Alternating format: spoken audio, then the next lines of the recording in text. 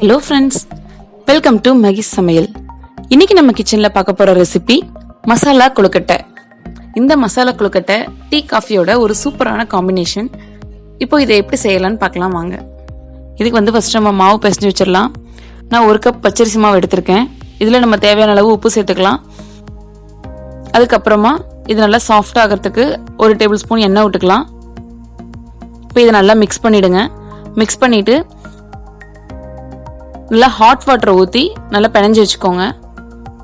Hot water ஊற்றினீங்கன்னா கொஞ்சம் சாஃப்டாக இருக்கும். ஸோ ஹாட் வாட்டர் கொஞ்சம் கொஞ்சமாக கலந்து நல்லா பிசைஞ்சு வச்சுக்கோங்க. பாருங்கள், மாவு ரெடி ஆகிடுச்சு. இதுதான் சரியான பதம். நல்லா சாஃப்டாக இருக்குது பாருங்கள். இது ஒரு 10-15 நிமிஷம் ஊறட்டும். இதுக்குள்ளே நம்ம உள்ளே வைக்க வேண்டிய மசாலாவை ரெடி பண்ணிடலாம். இதுக்கு ஒரு பேன் எடுத்துக்கோங்க. இதில் 1 டேபிள் ஸ்பூன் எண்ணெய் விட்டுக்கோங்க. எண்ணெய் சூடானோடனே இதில் 1/2 ஸ்பூன் கடுகு போட்டுக்கோங்க. கடுகு பொரியட்டும். ஒரு பெரிய வெங்காயத்தையும் கொஞ்சம் கருவேப்பிலையும் பொடி பொடியாக நறுக்கி வச்சிருக்கேன், அதை சேர்த்துக்கலாம். இந்த வெங்காயம் வதங்கிறதுக்கு தேவையான உப்பும் இதில் சேர்த்துக்கலாம். இந்த வெங்காயத்தை லேசாக வதக்கிட்டு இதில் ஒரு 1/2 டீஸ்பூன் இஞ்சி பூண்டு பேஸ்ட் போட்டுக்கலாம். இஞ்சி பூண்டு பேஸ்ட், வெங்காயம் எல்லாம் பச்சை வாசனை போகிற அளவுக்கு நல்லா வதக்கிக்கோங்க. பாருங்க, நல்லா வதங்கிடுச்சு. இப்போ நான் 1 தக்காளியை பொடி பொடியாக நறுக்கி வச்சிருக்கேன், அதையும் சேர்த்துக்கலாம். தக்காளி நல்லா வதங்கட்டும். பாருங்க, எல்லாமே நல்லா வதங்கிடுச்சு.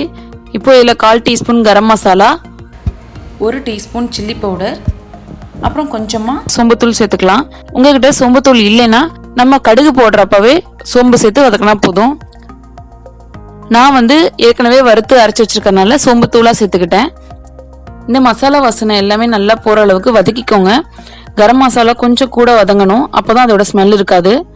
இந்த மசாலா பொருள்லாம் நல்லா வேகிறதுக்கு தேவையான தண்ணி ஊற்றிக்கோங்க. நான் இஞ்சி பூண்டு பேஸ்ட் அரைச்ச தண்ணியே கொஞ்சம் இருந்துச்சு, அதையே சேர்த்துக்கிட்டேன். பாருங்க, தண்ணி எல்லாம் ட்ரை ஆகிட்டு நல்லா வதங்கிடுச்சு. இதில் நம்ம வேக வச்சு மேஷ் பண்ணி வச்சிருக்க உருளைக்கிழங்க சேர்த்துக்கலாம். உருளைக்கிழங்க நல்லா மேஷ் பண்ணிக்கோங்க. குண்டு குண்டாக இருக்கக்கூடாது, அதனால கரண்டி வச்சு நல்லா அழுத்தி விட்டுக்கோங்க. இப்போ இந்த மசாலா எல்லாமே உருளைக்கிழங்குல படுற மாதிரி நல்லா கிளறி விட்டுக்கலாம். கொஞ்சமாக மல்லி இலை தூவி இறக்கிடலாம். இப்போ நம்ம மாவும் ரெடி ஆயிடுச்சு, மசாலாவும் ரெடி ஆயிடுச்சு. இப்போ நம்ம கொழுக்கட்டையை ரெடி பண்ணிடலாம். நம்ம வீட்டில் பெரியவங்க எல்லாம் நார்மலாக கையிலே கொழுக்கட்டையை உருட்டிடுவாங்க. இப்போ இருக்க ஜென்ரேஷனில் நிறைய பேருக்கு கொழுக்கட்டையை கையில் பிடிக்க தெரியாது. ஸோ அவங்களுக்கு இந்த டெக்னிக் நல்லா யூஸ் ஆகும்னு நினைக்கிறேன். ஒரு பாலித்தீன் ஷீட் போட்டுக்கோங்க.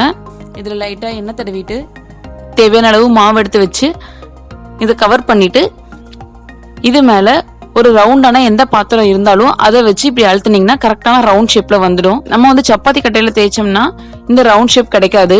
ஸோ பாருங்க, இப்படி அழுத்தினோம்னா எவ்வளோ கரெக்டான ரவுண்ட் ஷேப் கிடைச்சிச்சு பாருங்க. ஸோ இப்போ இதை எடுத்து இதில் நம்ம பூர்ணம் வச்சு க்ளோஸ் பண்ணிடலாம். ரொம்ப சிம்பிளாக முடிஞ்சிடும் பாருங்க. இதே மாதிரியே எல்லாத்தையும் ரெடி பண்ணிடலாம். நான் 2 டிஃப்ரெண்ட் ஷேப்லேயே பண்ணியிருக்கேன். இப்போ நம்ம பிடிச்சி வச்சிருக்க கொழுக்கட்டையை அவிச்சிடலாம். ஒரு இட்லி பாத்திரம் எடுத்து இதில் லேசாக எண்ணெய் தடவிட்டு நம்ம பிடிச்சி வச்சிருக்க கொழுக்கட்டை இதில் வச்சு மீடியம் ஃப்ளேமில் ஒரு 10 மினிட்ஸ் அவிச்சிடலாம். பாருங்க, நம்மளோட மசாலா கொழுக்கட்டை சூப்பராக ரெடி ஆயிடுச்சு. இந்த ரெசிபியை நீங்களும் உங்கள் வீட்டில் ட்ரை பண்ணி பாருங்க. உங்களோட ஃபீட்பேக்கை கமெண்ட்ஸில் சொல்லுங்க. இந்த வீடியோ உங்களுக்கு பிடிச்சிருந்துச்சுன்னா லைக் பண்ணுங்க, உங்கள் ஃப்ரெண்ட்ஸ்க்கு ஷேர் பண்ணுங்க. மறக்காம மகிஸ் சமையலை சப்ஸ்கிரைப் பண்ணுங்க. பக்கத்தில் இருக்க பெல் ஐகானை கிளிக் பண்ணிக்கோங்க. Thank you.